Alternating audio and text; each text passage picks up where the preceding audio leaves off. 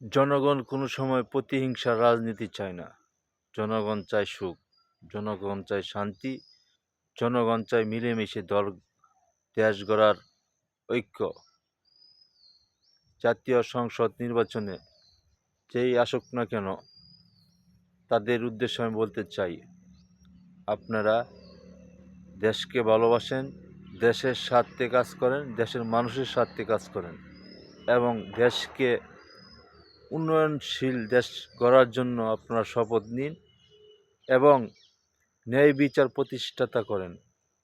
এখানে দেশের মানুষ আপনাদেরকে ভোট দিয়ে নির্বাচিত করে জনগণের সেবা করার জন্য, জনগণের উপর হামলা মামলা অত্যাচারের জন্য নয়, জনগণের নির্যাতনের জন্য নয়। জনগণ চায় শান্তি আর জনগণ চায় সুখ। এই সুখ দেওয়ার দায়িত্ব আপনাদের। কিভাবে দিবেন সেটা জনগণ বলে দিবেন। আপনারা নিজেরা ভাবতে হবে, নিজেরাই আপনাদের ডিসিশন নিতে হবে আপনারা কিভাবে দেশ চালাবেন।